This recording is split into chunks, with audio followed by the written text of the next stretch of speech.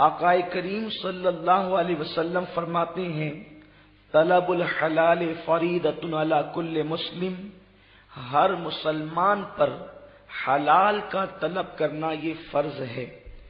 حلال کی اہمیت اسلام میں اتنی ہے کیونکہ ساری چیزیں جو ڈیپینڈ کرتی ہے، ساری چیزوں کی جو بنیاد ہے وہ رزق حلال ہے۔ ایک انسان نمازی بن جائے، روزے دار بن جائے، حاجی بن جائے، زکوٰۃ 1 روپے کی بجائے 1 کروڑ روپیہ نکالنے لگ جائے، وہ ساری عبادتیں کریں، لیکن اگر اس کے پاس رزق حلال نہیں ہے تو نہ اس کی نماز اس کو فائدہ دے گی، نہ اس کا روزہ اس کو فائدہ دے گا، نہ اس کا حج اس کو فائدہ دے گا، نہ اس کی زکوٰۃ نکالنا اس کو فائدہ دے گی۔ میرے پیارے آقا صلی اللہ علیہ وسلم کے پیارے دیوانوں، حرام مال سے زکوٰۃ نکالنے والے کے بارے میں سیدی اعلیٰ حضرت امام احمد رضا خان محدث بریلوی رحمۃ اللہ تعالی علیہ ارشاد فرماتے ہیں، حرام مال سے زکوٰۃ نکالنے کا مطلب یہ ہے کہ کسی ناپاک کپڑے کو پیشاب سے دھونا۔ کیا ناپاک کپڑے کو اگر کوئی پیشاب سے دھلے تو کیا وہ کپڑا کوئی پاک کر سکتا ہے؟ میرے پیارے آقا صلی اللہ علیہ وسلم کے پیارے دیوانوں، آپ اندازہ فرمائیں، ہمارے پیٹ کے اندر جو لقمہ جاتا ہے وہ بڑا قیمتی ہے۔ آقا کریم صلی اللہ علیہ وسلم نے ارشاد فرمایا، جس نے ایک لقمہ حرام کا کھایا 40 دن تک کہ اللہ اس کی عبادت کو قبول نہیں فرماتا، 40 دن تک اس کی دعائیں قبول نہیں کی جاتی۔ میرے پیارے آقا صلی اللہ علیہ وسلم کے پیارے دیوانوں، لوگ کہتے ہیں میری دعا قبول نہیں ہوتی، نماز کی پابندی کرتا ہوں، داڑھی بھی چہرے پہ بڑی سجا رکھی ہے، لیکن میری دعا قبول نہیں ہوتی، مزارات پر جا کر بھی دعا کرتا ہوں لیکن قبول نہیں ہوتی، مسجد میں بھی گڑ گڑاتا ہوں، دعا قبول نہیں ہوتی۔ میرے پیارے آقا صلی اللہ علیہ وسلم کے پیارے دیوانوں، آج قوم مسلم کو لاشعوری طور پر حرام کے اندر گرفتار کیا جا رہا ہے۔ سیدنا موسیٰ علیہ السلام ارشاد فرماتے ہیں، ایک بندے کو دیکھا جنگل کے اندر بے چین ہے، ہاتھ اٹھا کر کے مضطرب ہے، رو رو کر گڑ گڑا کر اللہ کی بارگاہ میں دعا کر رہا ہے، میرے کریم یہ عطا کر دے، میرے مولا یہ عطا کر دے۔ اس کے رونے کو دیکھ کر جناب موسیٰ علیہ السلام کو ترس آ گیا، سیدنا موسیٰ علیہ السلام بے چین ہو گئے، عرض کرتے ہیں مولا اس کی سن بھی لے، اس لیے کہ یہ کتنا رو رہا ہے، کتنا گڑ گڑا رہا ہے، کتنی آموزداری کر رہا ہے۔ ارشاد ہوا موسیٰ اگر یہ روتے روتے دم توڑ دے، یہ آہوزداری کرتے کرتے مر جائے، تب بھی اس کی دعا کو قبول نہیں کروں گا۔ عرض کیا مولا اس پر اتنے ناراض کیوں ہے کہ یہ روتے روتے مر جائے تب بھی اس کی دعا قبول نہ کی جائے گی؟ تو ارشاد ہوتا ہے موسیٰ اس کے پیٹ میں جو لقمہ ہے وہ لقمہ حرام ہے، اور اس کے جسم پر جو لباس ہے وہ لباس حرام ہے، میں اس کی دعا کیوں قبول کروں؟ میرے پیارے آقا صلی اللہ علیہ وسلم کے پیارے دیوانوں، ہم نے بہت چیزوں کی طرف توجہ کی، لیکن لقمہ حلال کی طرف کتنے لوگوں کی توجہ ہے؟ ہم جھوٹ بول کر تجارت کریں، دھوکہ دے کر تجارت کریں۔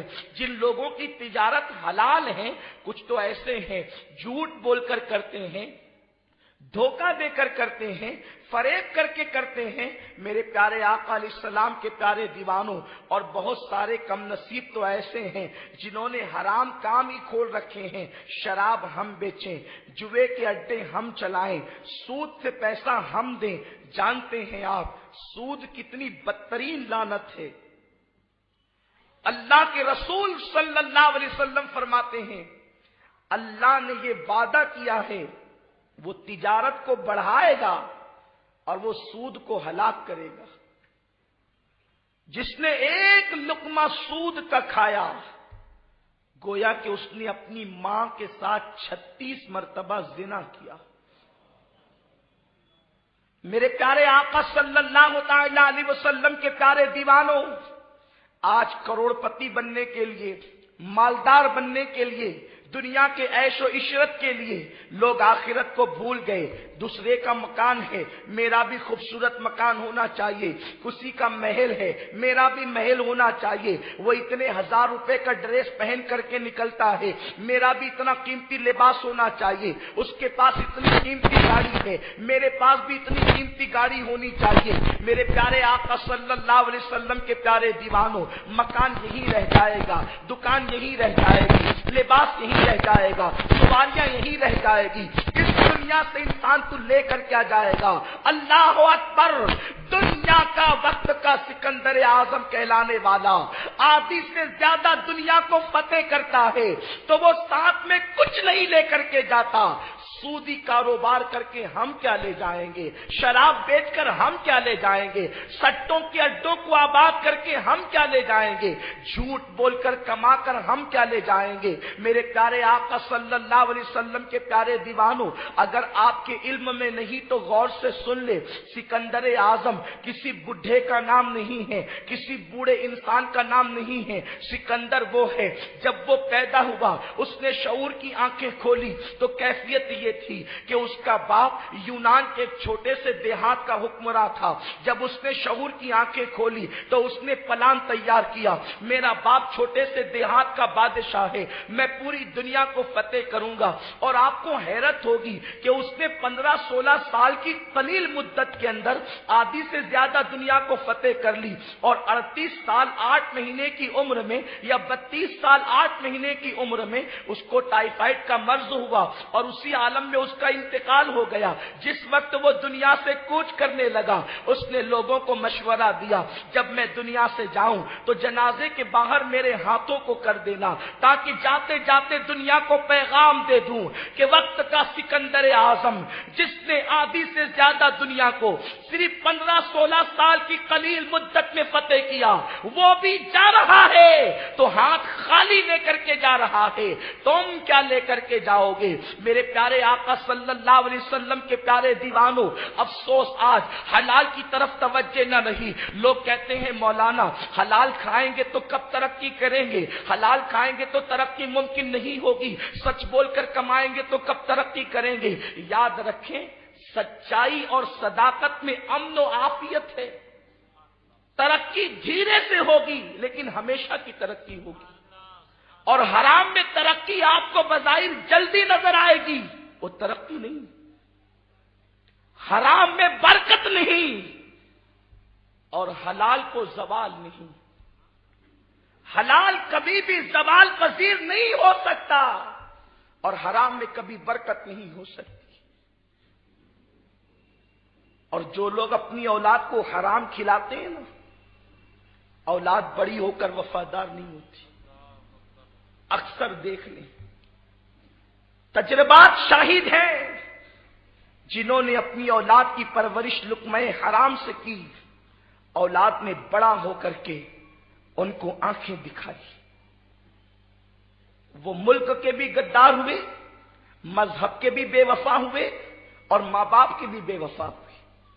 یہاں پر مجھے حلال کی برکتوں میں سے ایک واقعہ یاد آتا ہے. اگر حضرت کے آنے تک مکمل ہو گیا تو ٹھیک ہے, ورنہ جہاں پر بات ہوگی وہیں ختم ہوگی. میں جلدی جلدی اشارے دے کر کے گزرنا چاہتا ہوں. ایک شخص ہے,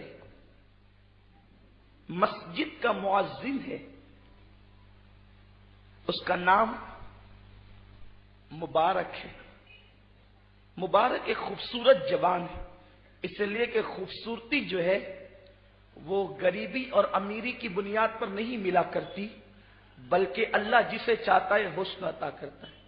کبھی ایسا بھی ہوتا ہے کہ کسی مزدور کے یہاں بڑا حسین و جمیل بچہ پیدا ہو جاتا ہے, اور کبھی ایسا بھی ہوتا ہے کہ بہت بڑے کروڑ پتی کے یہاں کوئی جو ہے وہ بظاہر عرف کے اعتبار سے لوگ اس کو بدصورت کہتے ہیں, حالانکہ دنیا کا کوئی انسان بدصورت نہیں ہو سکتا, اس لیے کہ اللہ نے انسان کو سب سے خوبصورت مخلوق بنا کر پیدا کیا. رنگ کالا ہے تو کیا ہوا, ناک چھوٹی ہے تو کیا ہوا, آنکھ چھوٹی ہے تو کیا ہوا, لیکن اگر وہ انسان ہے تو وہ خوبصورت ہے۔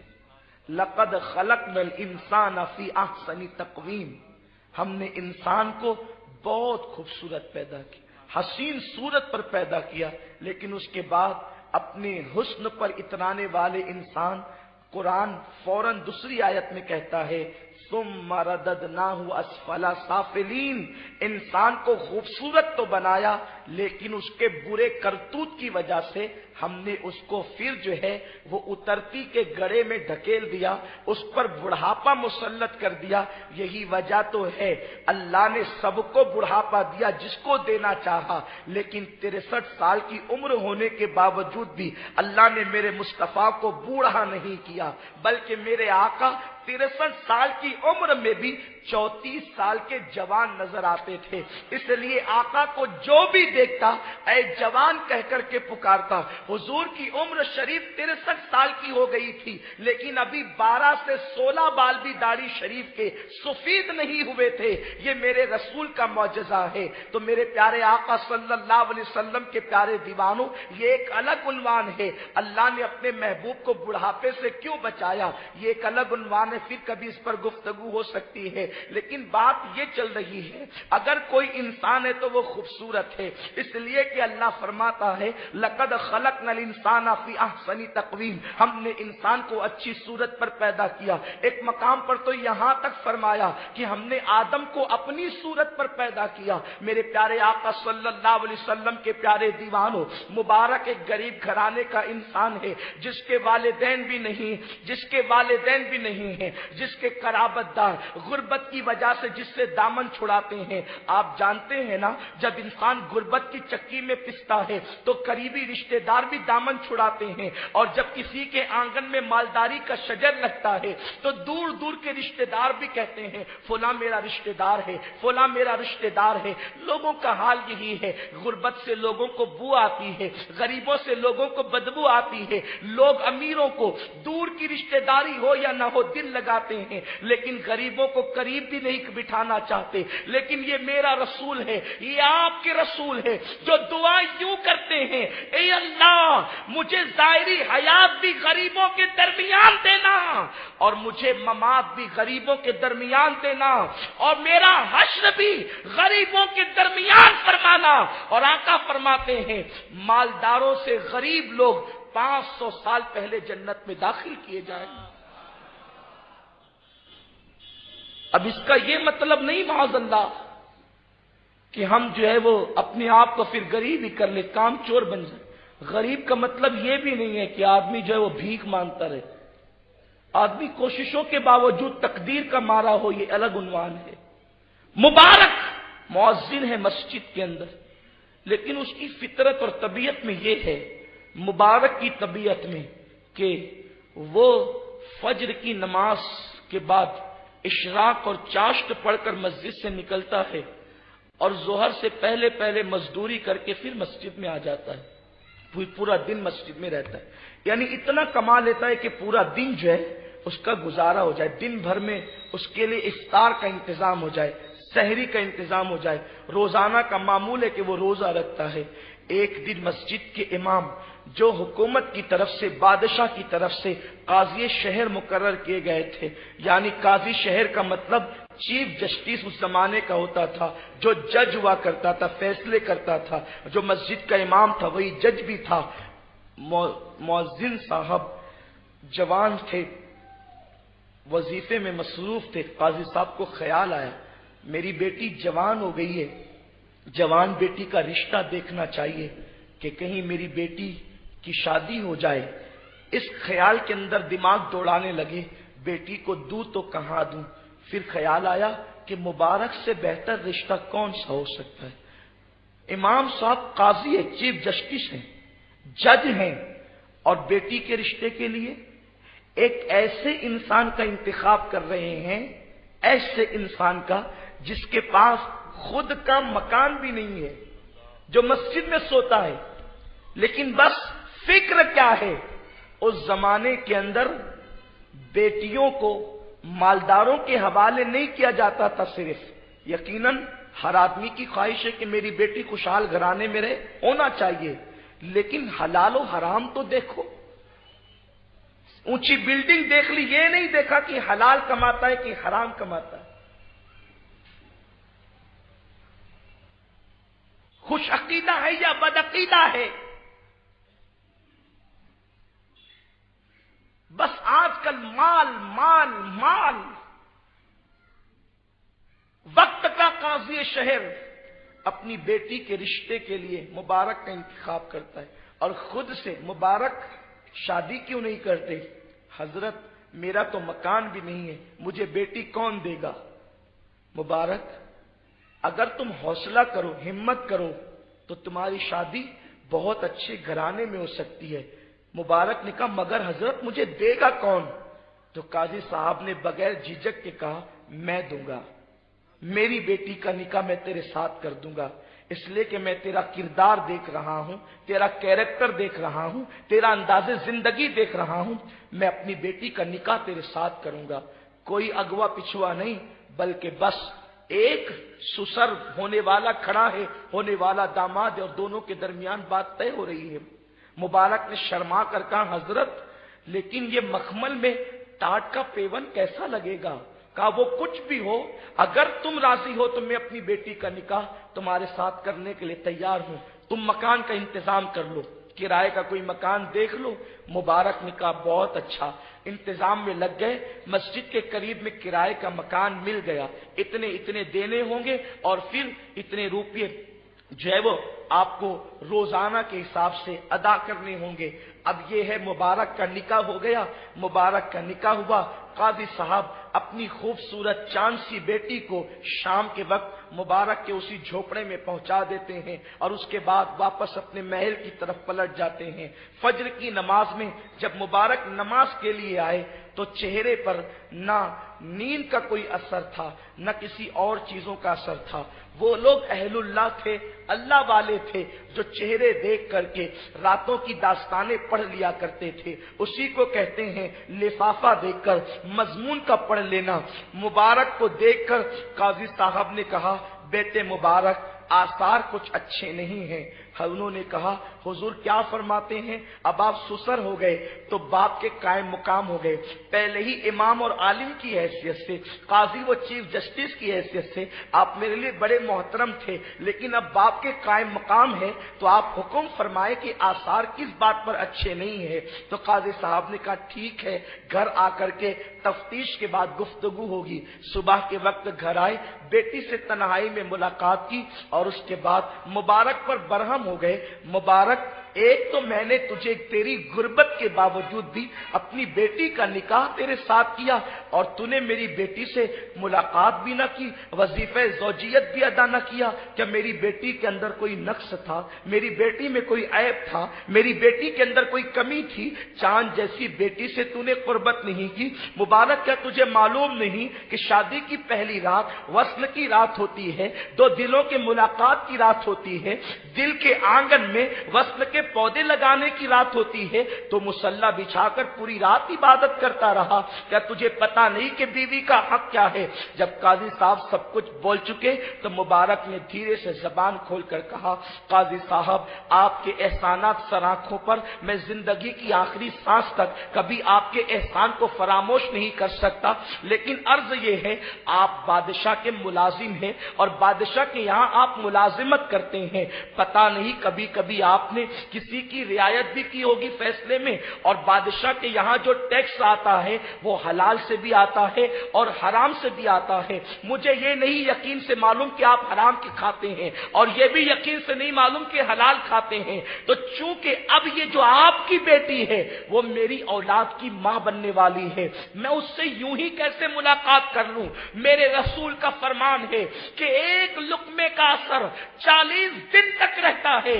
قاضی صاحب 40 دن تک تمہاری بیٹی کو ہاتھ نہیں لگاؤں گا، اپنے ہاتھ کی محنت کی کمائی 40 دن تک پہلے میں آپ کی بیٹی کو کھلاؤں گا، آپ کے لقمے کا اثر ختم ہوگا، میرے حلال کے لقمے کا جو پیور حلال ہے جب اس کا اثر چڑھے گا تب میں اپنی بیوی سے قربت کروں گا۔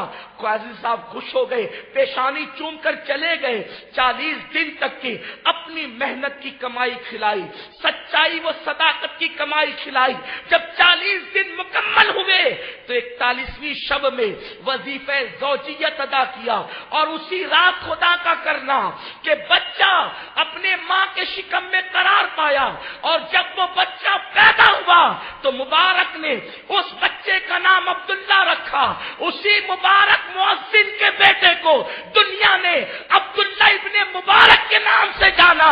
عبداللہ بن مبارک وہ ہے، امام اعظم فرماتے ہیں قیامت کے دن اللہ مجھ سے پوچھے گا نعمان کیا لایا ہے، تو میں عبداللہ ابن مبارک کو پیش کر دوں گا، اسی میں میری نجات ہو جائے گی۔ اللہ اکبر، یا رسول اللہ، زندہ باد سرکار کی غلامی، فیضان سرکار شہنشاہ ناسک۔ حلال حلال ہے، حلال کی برکتوں کا اندازہ نہیں لگایا جا سکتا۔ اور اللہ اکبر، حرام حرام تو اپنی جگہ مشتبہ چیز ہے جس میں شکوک ہو۔ جب سیدنا امام احمد ابن حنبل رضی اللہ تعالیٰ عنہ کو جیل میں رکھا گیا تو منصور حلاج کی بہن روزانہ کھانا لے کر کے آتی تھی، لیکن ایک دن بھی منصور کی بہن کا کھانا امام احمد ابن حنبل نے نہیں کھایا۔ ایک دن منصور کی بہن کہتی ہے حضرت میں تو چرخہ کاٹ کر کے لاتی ہوں، چرخہ کاٹ کر کے میں حلال کی کمائی لاتی تھی اور آپ کے لیے اتنی محنت سے کھانے کا انتظام کرتی تھی۔ امام احمد ابن حنبل نے کہا او میری بہن، مجھے یقین ہے کہ تیری کمائی حلال کی ہے، لیکن جو کھایا نہیں نا اس کی وجہ یہ ہے کہ یہ لوگ مجھے کھانا جیل کی پلیٹ میں دیتے تھے۔ تیرا کھانا حلال تھا لیکن جیل کی پلیٹ حلال روپے سے تھی یا حرام سے یہ مجھے نہیں معلوم تھا، اس لیے حلال کھانے کو بھی میں نے مشتبہ پلیٹ میں کھانا پسند نہیں کیا۔ میرے پیارے آقا صلی اللہ علیہ وسلم کے پیارے دیوانوں، آج ہماری عبادتیں، آج ہماری نمازیں جو کما کہو ہمیں فیض نہیں پہنچا پا رہی ہے، اس کی وجہ یہ ہے کہ وہ نماز ہی کیا ہے۔ ایسی نماز کو تو صوفیاء نے مرغے کی چوچ کا زمین پر ٹھونگ مارنا کہا ہے۔ نماز کیا ہے؟ قرآن کہتا ہے نماز کے لیے ان الصلاۃ تنہا عن الفحشاء والمنکر، بے شک قرآن کہہ رہا ہے، بے شک کوئی شک، قرآن کی تو ہر بات بے شک ہے، اس کے باوجود بھی قرآن کہہ رہا ہے بے شک۔ اگر قرآن بے شک نہ بھی کہے اس کی ہر بات بے شک ہے، اس کی کسی بات میں شک نہیں ہے، اس کی ہر بات یقینی ہے۔ میرے پیارے آقا صلی اللہ علیہ وسلم کے پیارے دیوانوں، آپ اندازہ فرمائیں کہ جب قرآن مقدس کی ہر بات یقینی ہے، بے شک نماز ہر برائی سے، ہر بری بات سے روک لیتی ہے، پھر ہماری نماز ہمیں کیوں برائی سے نہیں روکتی؟ ادھر مسجد سے نکلے، ادھر جھوٹ بول کر کے سودا کیا، ادھر مسجد سے نکلے ادھر کسی کی غیبت کی، ادھر مسجد سے نکلے ادھر حرام کی طرف بڑھے۔ بلکہ کل تک یہ کہا جاتا تھا کہ مسجد سے نکلے تو ایسا کیا، اب مسجد سے نکلے نہیں، لوگ مسجد ہی میں گناہ کرتے ہیں۔ وہ کون سا جرم ہے آج جو مسجد میں نہیں ہوتا الا ماشاء اللہ۔ تو نماز کا قصور نہیں ہے، جو ہمارے پیٹ کے اندر جو گندگی جاری نا لقمہ حرام، یہ اس کی نحوست ہے۔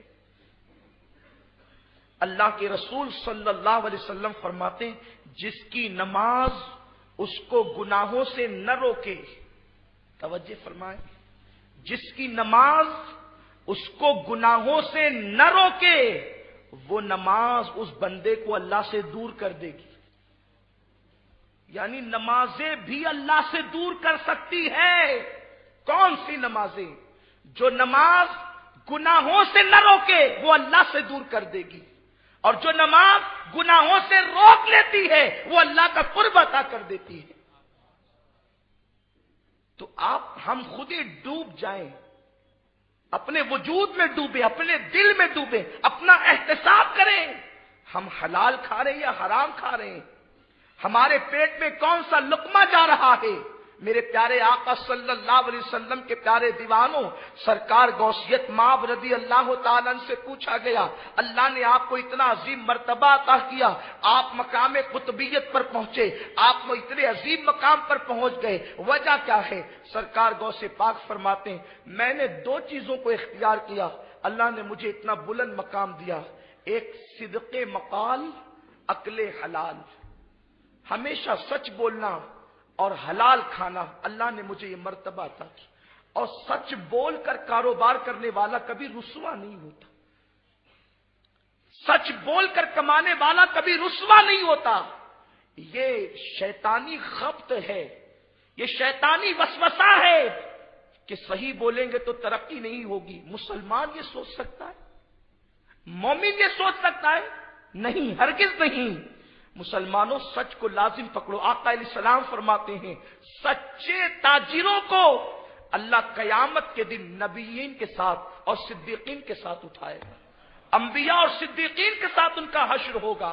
اس سلسلے میں ایک بات بیان کی جاتی ہے، بغداد شریف کے اندر ایک بزرگ کپڑے کے تاجر تھے، کپڑے کی تجارت کرتے تھے، لیکن طریقہ تجارت مصطفیٰ کریم صلی اللہ علیہ وسلم کی سنت کے مطابق تھا، آقا کریم صلی اللہ علیہ وسلم کی سنت کے عین مطابق کہ جب بھی کوئی آتا سچ بول کر کاروبار کیا جاتا، جب بھی کوئی آتا عیب اگر ہوتا کپڑے میں تو کپڑے میں عیب دکھا دیا جاتا، قیمت کم کر لی جاتی۔ اذان کا وقت ہوا، بزرگ اپنے غلام کو دکان پر بٹھا کر مسجد کی طرف تشریف لے گئے۔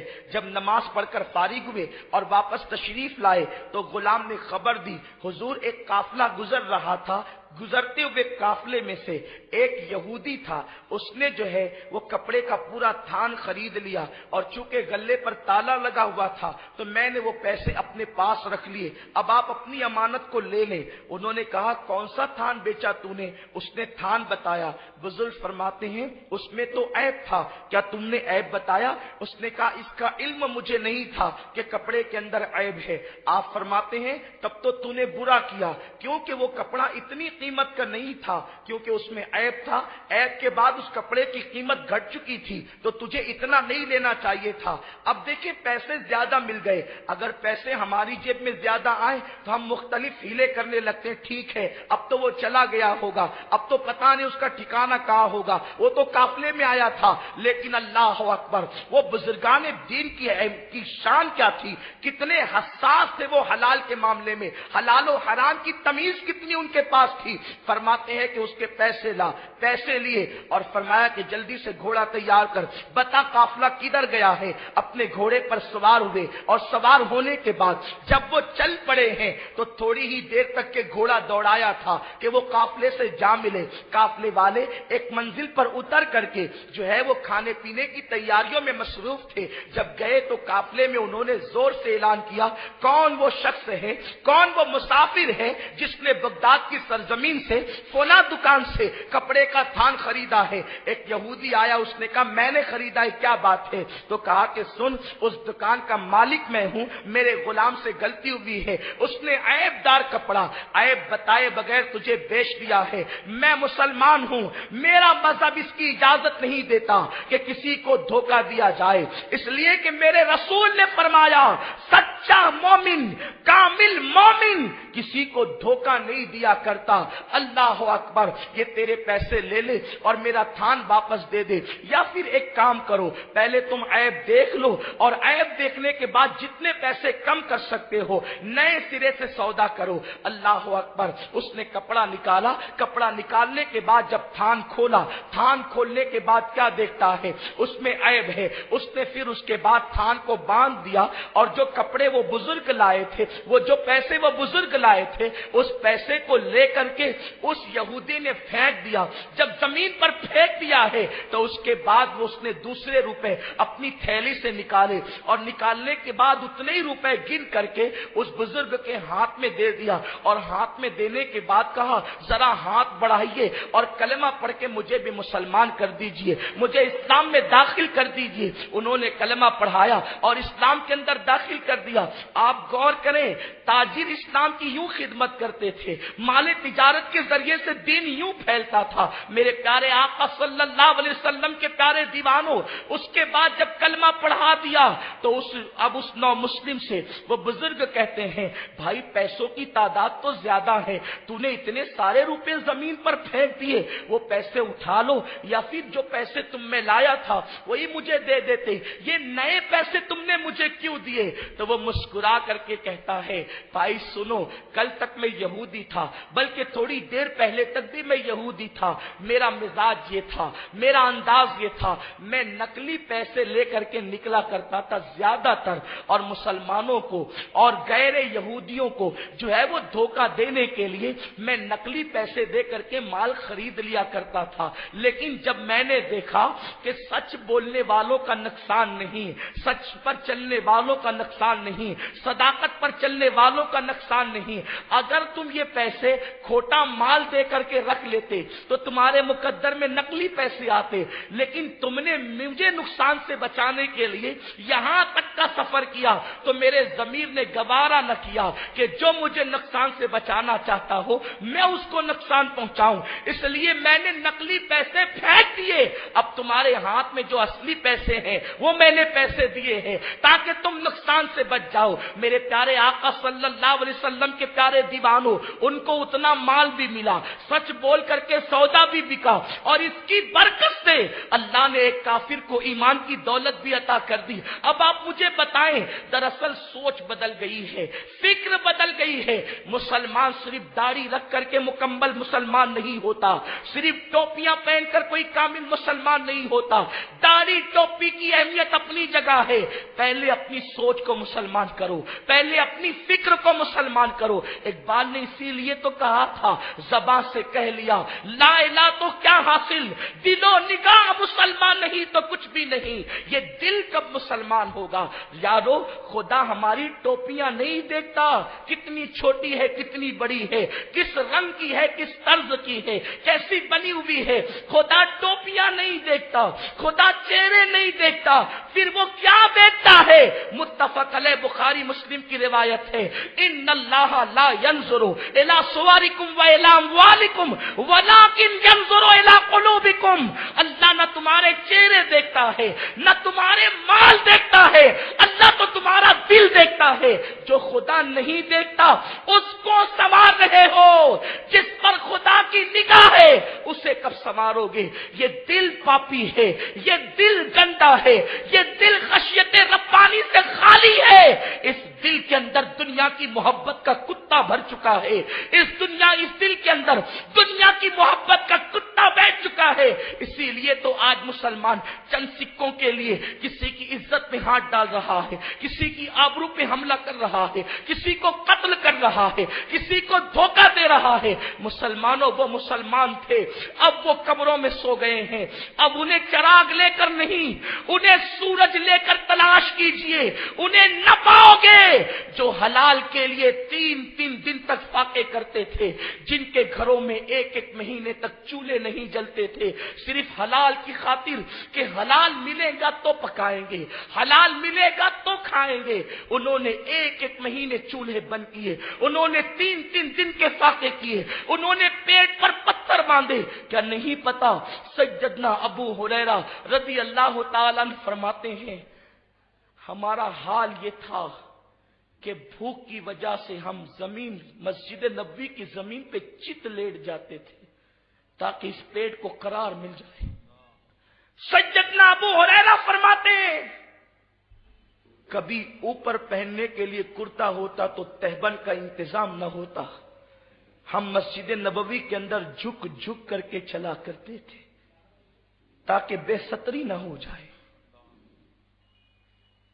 खाना सब कुछ नहीं है, غذا سب کچھ نہیں ہے، نیند سب کچھ نہیں ہے۔ اگر کھانا، سونا اور بچوں کی پیدائش اسی کا نام زندگی ہے تو بڑی معذرت کے ساتھ یہ کام تو کتا بھی کر لیتا ہے، کھاتا کتا بھی ہے، سوتا کتا بھی ہے، اس کے یہاں بھی بچوں کی پیدائش ہو جاتی ہے۔ اگر اسی کا نام زندگی ہے تو پھر زندگی کیا جی؟ کتے کی اور ہماری زندگی میں فرق کیا ہے؟ بلکہ بڑی معذرت کے ساتھ ایک بات یہ کہوں، کتے کو بھی یہ شعور ہے کہ مجھے کیا کھانا چاہیے اور کیا نہ کھانا چاہیے۔ آپ نے کبھی نہیں دیکھا ہوگا کہ کتا گھاس چر رہا ہو، وہ گھاس چر کر کے گائے کا حق نہیں مارتا، وہ گھاس چر کر کے بکریوں کا حق نہیں مارتا، اسے پتا ہے کہ اللہ نے میری غذا یہ رکھی ہے، مجھے یہی کھانا۔ اے انسان، تو شیطان کا کتنا آلے کار بن گیا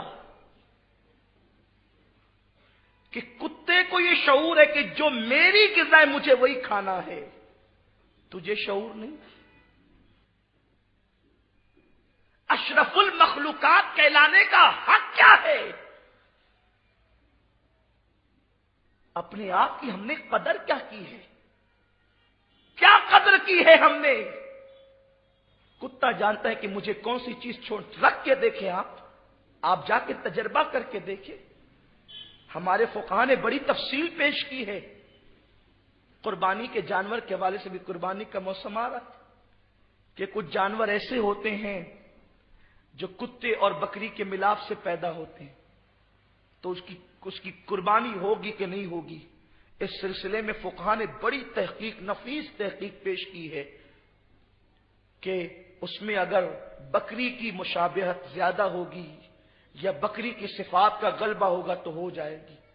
اب یہ ہے کہ دونوں اکول ہے، برابر برابر ہے، تو کیسے پتا کریں کہ اس میں کتے کی صفت زیادہ ہے یا بکری کی؟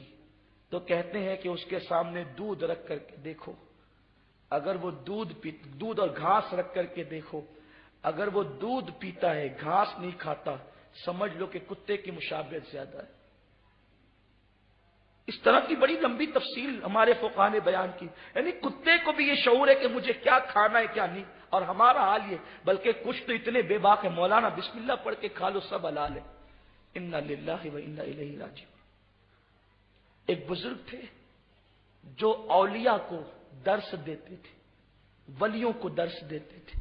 ایک مرتبہ وہ درس دے رہے تھے، دوران درس قریب میں کچھ بچے گیند کھیل رہے تھے۔ گیند کھیلتے ہوئے بچے کھیلتے کھیلتے گیند جو ہے وہ اچھل کر ان بزرگوں کی محفل میں آ گئی۔ بچوں میں ہمت نہیں ہوئی تاکہ جا کر کے گیند لائیں۔ یہ جو بے ادب پیدا ہوتے ہیں نا، اس میں کوئی نہ کوئی نقص ہوتا ہے، بغیر نقص کے کوئی بے ادب پیدا نہیں ہوتا۔ اور اللہ کے رسول صلی اللہ علیہ وسلم نے تو یہاں تک فرمایا خیبر کے موقع پر کہ علی سے محبت صرف حلال ہی کر سکتے ہیں۔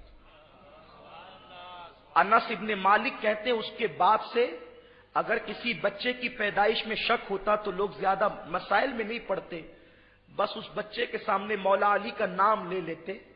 اگر بچہ علی کی محبت کی بات کرتا تو سمجھ جاتے کہ حلالی ہے، اور مولا علی سے عداوت کی بات کرتا تو سمجھ جاتے کہ حلالی نہیں ہے۔ یارو، جب غیر حلالی علی سے محبت نہیں کر سکتا تو غیر حلالی نبی سے محبت کیسے کر سکتا ہے؟ یہ جو بے ادبوں کی ایک ٹولی نکل رہی ہے نا، آقا کریم صلی اللہ علیہ وسلم کی شان میں بدزبانیاں، ہذیان گوئیاں جو ہو رہی ہے نا، تو ان سے کہو کہ پہلے یہ اپنے شجرہ نسب کو تلاش کریں، کیونکہ حضور کی محبت ہر ایرے غیرے کو نہیں دی جاتی، ادب اور تعظیم ہر ایرے غیرے کو نہیں دیا جاتا۔ جن کے نسب میں شرافت ہوتی ہے انہیں نبی کی تعظیم اور احترام دیا جاتا ہے۔ اسی لیے کسی مفکر نے کہا ہے نبی کی تعظیم اور ادب وراثت میں نہیں ملا کرتی، یہ ماں کی شرافت سے ملا کرتی ہے۔ ماں شریف ہوتی ہے تبھی نبی کی تعظیم ملا کرتی ہے، نبی کا احترام ملا کرتا ہے۔ बहरहाल सारे बच्चे अदब की वजह से छुप गए। जब बुजुर्ग का बच्चा था उसने पूछा क्यों, खेल क्यों रुक गया? तो कहने लगे खेल इसलिए रुक गया, खेल इसलिए रुका कि बुजुर्गों की महफिल में गेंद चली गई है, किसी में हिम्मत नहीं है कि लाए। का बस इतनी सी बात है, इतनी छोटी सी बात है। बुजुर्गों की महफिल में गेंद गई और खेल रोक दिया। मैं लाता हूं। आया, सलाम भी नहीं किया, गुस्सा गेंद लेकर के भाग गया। लोग हैरान थे, इतने बड़े वली का बेटा है, इतना बेअदब, न सलाम न कलाम। सब बच्चे छुप गए गेंद को महफिल में आता देखकर, और ये आकर के बेबाकी के साथ ले गया। और बुजुर्ग साहिब कश्फ थे, अल्लाह के बरगजीदा बंदे थे,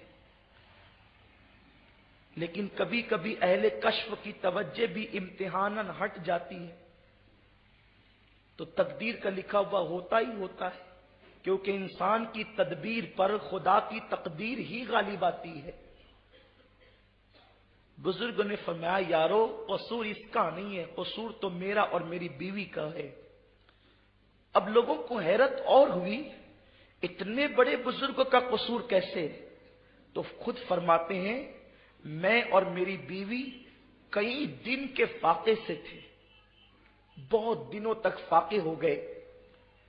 आधी रात के बाद हमारे पड़ोसी को पता चला कि हम लोग कई दिन से फाके से हैं, बहुत दिन से हम भूखे हैं। तो उसने आधी रात को उसके घर में जो कुछ था ला करके हमें पेश कर दिया। अब हम भूख से इतने बेचैन और मुस्तरिब थे कि हमने खाने की कोई तहकीक ही नहीं की कि ये खाना हलाल का है या हराम का है, उसके यहां किस तरीके से आता है, वो कमाता कैसे है। बगैर तहकीक के हमने वो खाना भूख की वजह से खा लिया। और उसी रात जब पेट में खाना गया तो दिल ने चाहा कि वजीफे ज़ौजियत अदा करें, और उसी रात ये बच्चा अपनी मां के पेट में आया।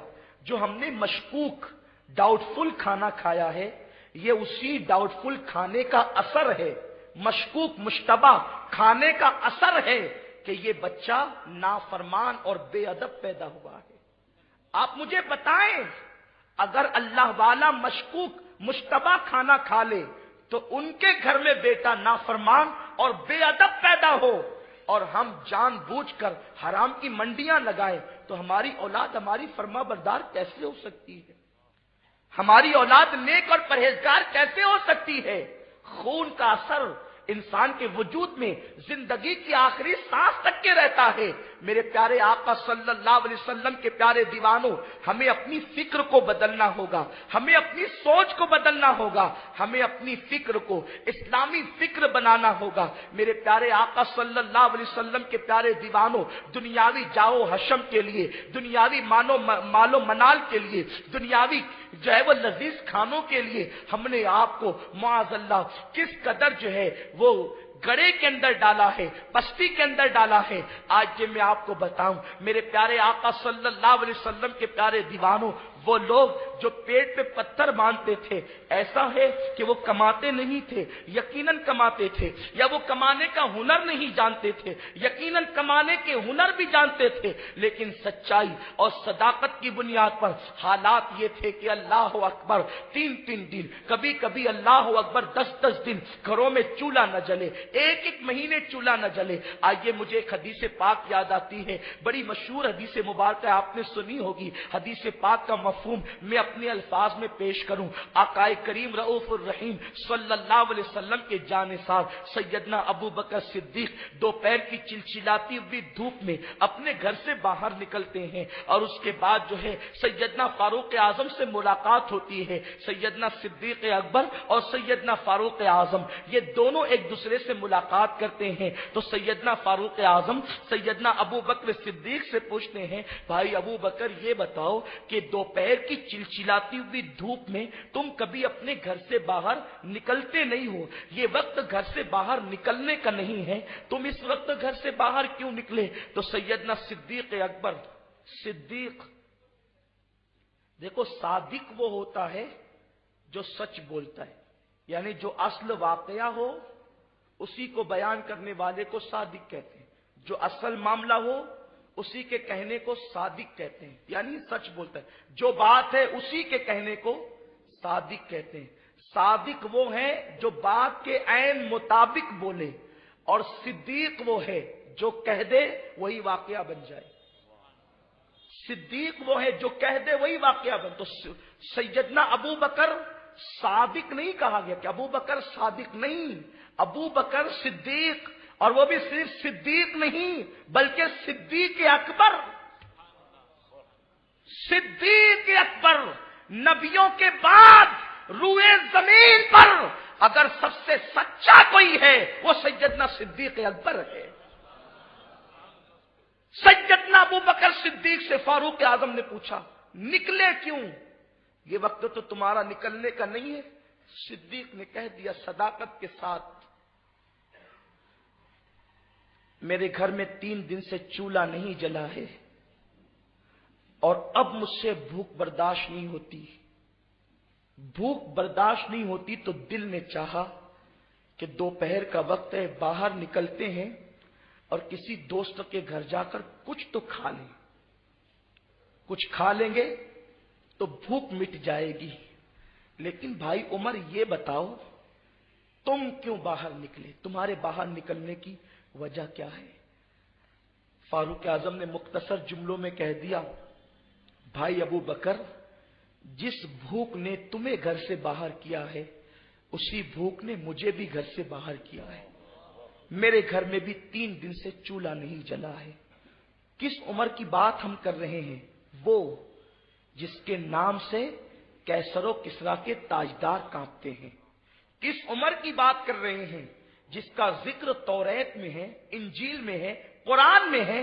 وہ مشورہ دے تو ان کے مشورے کی تائید میں اللہ قرآن کی آیتیں نازل فرماتا ہے۔ آیات قرآن جس کے مشورے کی تائید میں نازل ہوتے۔ سیدنا فاروق اعظم نے کہہ دیا کہ جس بھوک نے تمہیں گھر سے باہر کیا بس اسی بھوک نے مجھے بھی گھر سے باہر کیا۔ دونوں مشورہ کر رہے تھے کہ جائیں کس کے گھر۔ ابھی یہ گفتگو ہو رہی تھی کہ دیکھا کہ سامنے سے آمینہ کا لال مصطفیٰ کریم، وہ رسول جس کے بارے میں اہل سنت کا امام یوں کہتا ہو، آسماں خوان زمیں خوان زمانہ مہمان۔ آسماں خوان زمیں خوان زمانہ مہمان، صاحب خانہ لقب کس کا ہے تیرا تیرا۔ جس کے در سے لوگ پلتے ہیں، کائنات پلتی ہے، جو قاسم نعمت بنا کر بھیجا گیا ہو، جو مالک جنت بنا کر بھیجا گیا ہو، جس کے در کا سوالی مرغ سدرہ جبریل امین ہو۔ نبی جہاں سے پائیں، صحابہ کو جہاں سے ملے، اولیاء کی جھولیاں جہاں بھرے، وہ مصطفیٰ کریم کونین کا آقا، مالک جنت، مالک کونین تشریف لاتے ہیں اور دونوں یاروں کو خود سے سلام کرتے ہیں۔ اور اس کے بعد میرے رسول کا سوال یہ ہے، دوپہر کی چلچلاتی ہوئی دھوپ میں تم لوگ یہاں کیا کر رہے ہو؟ کیوں اس وقت تو دھوپ میں باہر نکلے ہو؟ تو دونوں یاروں نے عرض کر دیا، یا رسول اللہ صلی اللہ تعالی علیہ وسلم، ہمارے ماں باپ آپ پر قربان حضور، ہمارے گھروں میں 3 دن سے چولہے نہیں جلے ہیں، اسی لیے یا رسول اللہ ہم گھر سے باہر نکل گئے، بھوک نے ہمیں گھر سے باہر کیا آقا، تاکہ کسی ساتھی کے گھر جا کر کچھ کھا پی لیں۔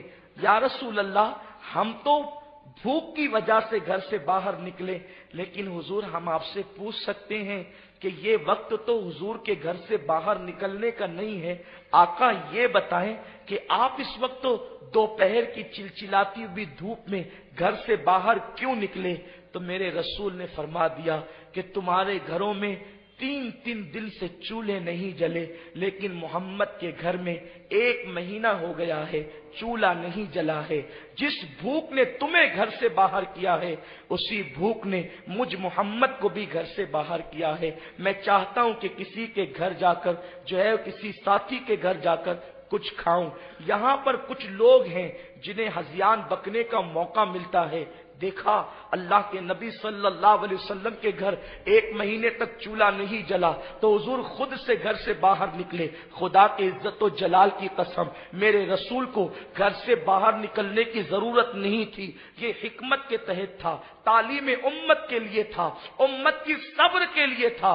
ورنہ بخاری شریف کی حدیث تو ہے نا, آقائے کریم فرماتے ہیں جب میرے رسول نے صوم وصال رکھنا شروع کیا تو لوگوں نے دیکھ کر کے رکھنا شروع کیا. جب دیکھا کہ لوگوں کے چہرے پیلے پڑنے لگے, لیکن مصطفیٰ کریم کی سرخی تو اپنی جگہ قائم ہے. لوگ جو ہے وہ کھڑے ہونے سے عاجز ہونے لگے, لیکن مصطفیٰ کریم کی طاقت کا عالم یہ ہے, اشارہ کرتے ہیں تو پتھر بولنے لگتے ہیں. یہ میرے رسول کی طاقت ہے اور مسلسل صوم وصال ہے. تو جب آقائے کریم نے فرمایا تمہارے جوانوں کے چہرے پیلے کیوں پڑتے ہیں, یہ کھڑے ہونے سے عاجز کیوں ہوتے ہیں, تو عرض کیا یا رسول اللہ آپ کو دیکھ کر صوم وصال رکھنا شروع کر دیا.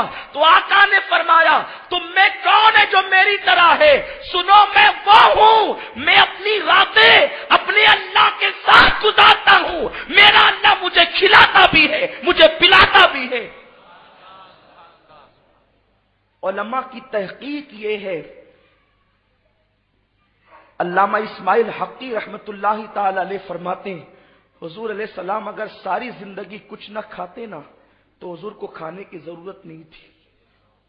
پھر پیٹ پہ پتھر کیوں باندھے؟ پیٹ پہ پتھر اس لیے باندھے, شیخ ابو طالب مکی فرماتے ہیں اگر وہ پیٹ پہ پتھر نہ باندھتے تو حضور علیہ السلام جو کئی دن تک نہ کھائے اور پیٹ پہ پتھر بھی نہ باندھے تو حضور علیہ السلام کے جسم کی جو ملکوتیت تھی وہ ظاہر ہو جاتی. اور آقائے کریم صلی اللہ علیہ وسلم کا تعلق یہ جو اس دنیا سے تھا وہ اس دنیا کی بجائے جو ہے وہ آقائے کریم صلی اللہ تعالی علیہ وسلم کا عالم نور سے جو تعلق تھا. لوگ اپنی نگاہوں سے دیکھ لیتے تھے, ارے آقا تو آقا ہے. سیدنا غوث پاک رضی اللہ تعالیٰ کا حال یہ تھا کہ آخری عمر میں جب لوگ غوث پاک سے مصافحہ کرتے تو ان کا ہاتھ لوگوں کے ہاتھوں سے نکل جاتا تھا. یعنی جس طریقے سے ہوا کو کوئی پکڑ نہیں سکتا, آگ کو کوئی پکڑ نہیں سکتا, ایسے بہت مرتبہ دیکھا گیا اخیر عمر میں کہ سرکار غوث پاک سے مصافحہ کرتے تو ہاتھ ہی میں نہیں آتا. کسی نے عرض کیا ایسا کیوں ہوتا ہے کہ آپ کا ہاتھ میں نہیں آتا؟ فرماتے ہیں بیٹو وہ جو عبد القادر تھا وہ پہلے عبد القادر تھا, اب عبد القادر نہیں ہے, اب جو کچھ ہے وہ مصطفیٰ کا جلوہ ہے. تو آقا کریم صلی اللہ علیہ وسلم کے پیٹ پہ پتھر باندھنے کا راز یہ تھا کہ حضور سید عالم صلی اللہ علیہ وسلم کی وہ جو شان ہے وہ اس طرف لوگ اپنی ماتھی کی نگاہوں سے اس کو نہ دیکھ لیں, اس لیے کہ دیکھنے کی تاب ہی نہیں تھی. ایک نظر دیکھنے کی تاب نہیں عالم کو. استاد زمن فرماتے ہیں ایک نظر دیکھنے کی تاب نہیں عالم کو, وہ اگر جلوہ کریں کون تماشائی ہو, وہ اگر جلوہ کرے کون تماشائی ہو. انسان خود نہیں دیکھ سکتا, ایک نظر دیکھنے کی اس میں ہمت نہیں ہے. اگر وہ خود جلوہ فرمائے, وہ خود دکھانے پر آ جائیں, وہ خود اپنی شان شوکت کے مطابق جو ہے اپنی اللہ نے جو ان کی شان انہیں بخشی ہے اس کے مطابق وہ جلوگر ہو جائیں تو پھر کون دیکھنے کی طاقت رکھتا ہے, کس میں ہمت ہے؟ میرے پیارے آقا علیہ السلام کے پیارے دیوانوں, تو آقا نے فرمایا کہ وہی بھوک جو تم کو گھر سے باہر لائی ہے اسی بھوک نے مجھے بھی گھر سے باہر کیا ہے. آقا کریم صلی اللہ علیہ وسلم جو ہے وہ اپنے دونوں یاروں کو لے کر اپنے پرانے میزبان سیدنا ابو ایوب انصاری رضی اللہ تعالیٰ کے مکان پر تشریف لے گئے اور اس کے بعد حضور علیہ السلام نے ان کے دروازے پہ دستک دی. ابو ایوب انصاری اپنے باغ میں تھے, آقا کریم صلی اللہ علیہ وسلم کی خوشبو پا کر سیدنا ابو ایوب انصاری جو ہے وہ تشریف لائے اور آقا کریم صلی اللہ علیہ وسلم کا استقبال کیا اور پھر سرکار کی بارگاہ میں قسم قسم کی کھجوریں پیش کی اور عرض کیا یا رسول اللہ صلی اللہ تعالی علیہ وسلم ابھی آپ اس کو ملاحظہ فرمائیں, حضور آپ اس کو تناول فرمائیں, میں ابھی کھانے کا انتظام کرتا ہوں. جلدی سے بکری ذبح کی اور پھر جو ہے وہ جو پیس کر کے آٹا تیار کیا اور کھانا تیار کیا. جب کھانا تیار ہو گیا تو جو کی روٹی اور بکری کے گوشت کا سالن یہ تمام کھانوں کا سردار کہا گیا ہے. आकाए करीम सल्लल्लाहु अलैहि वसल्लम के सामने रखा हुआ है। सैयदना अबू अय्यूब अंसारी और दोनों यार सरकार के चेहरे की तरफ देखते हैं। आकाए करीम सल्लल्लाहु अलैहि वसल्लम कभी खाने की तरफ देखते हैं और फिर कभी निगाहें नीची कर लेते हैं। इंतजार है कि हुजूर शुरू करें तो हम भी शुरू करें, क्योंकि खाने के आदाब ये हैं कि जब दस्तरखान पर कोई बड़ा मौजूद हो, मर्तबे के एतबार से या इल्म के एतबार से या उम्र के एतबार से, तो जब तक वो शुरू न करे दूसरा कोई शुरू न करे। तो दोनों यार मेरे सरकार के खामोश हैं। अबू अय्यूब अंसारी अर्ज करते हैं, या रसूल अल्लाह सल्लल्लाहु तआला अलैहि वसल्लम, आप जो है वो खाने को मुलाहिजा फरमाए, हुजूर खाना हाजिर है, हुजूर जो है वो खाना शुरू कर दें। तो मेरे आका सल्लल्लाहु अलैहि वसल्लम ने एक रोटी उठाई और सालन से बोटियां उठा उठा करके उस रोटी पर रखी और आकाए करीम सल्लल्लाहु अलैहि वसल्लम ने फरमाया, अबू अय्यूब, मेरी बेटी फातिमा भी कई दिन के फाके से है और उसके घर में तकरीबन 1 महीने से चूल्हा नहीं जला है, मैं उसको छोड़ करके कैसे खा लूं? एक काम करो, पहले ये खाना फातिमा के घर दे दो, उसके बाद हम खाएंगे। वो खाना भिजवाया गया। आकाए करीम सल्लल्लाहु अलैहि वसल्लम ने खाना खाया और जब खाना मुकम्मल हो गया तो अल्लाह के हबीब सल्लल्लाहु अलैहि वसल्लम की आंख में आंसू थे। हजरत अबू अय्यूब अर्ज करते हैं, सिद्दीक व फारूक अर्ज करते हैं, या रसूल अल्लाह सल्लल्लाहु अलैहि वसल्लम, अब रोने की वजह क्या है? अब आका आप क्यों रो रहे हैं? खाना खाने के बाद रोने की वजह क्या है? आकाए करीम सल्लल्लाहु अलैहि वसल्लम फरमाते हैं, हमने कितना लजीज खाना खाया, हमने कितना अच्छा खाना खाया। मैं डरता हूं कि अगर मेरा अल्लाह कयामत के दिन इस खाने के हवाले से मुझसे पूछेगा तो मैं क्या जवाब दूंगा। आकाए करीम सल्लल्लाहु अलैहि वसल्लम से तो वादा है, अल्लाह के हबीब सल्लल्लाहु अलैहि वसल्लम से तो वादा है, इसीलिए तो उस दिन सारे लोग नफ्सी नफ्सी कहेंगे, मुस्तफा करीम नफ्सी नफ्सी नहीं कहेंगे।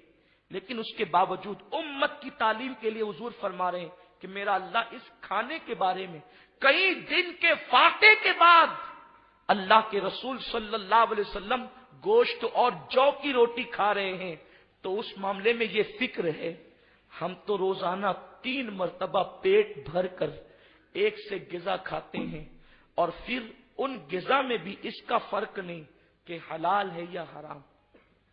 अल्लाह की बारगाह में हम क्या जवाब देंगे? मेरे प्यारे आका सल्लल्लाहु अलैहि वसल्लम के प्यारे दीवानों, ये हदीस मैंने पढ़ी थी, उसी पे अपनी गुफ्तगू खत्म करता हूं।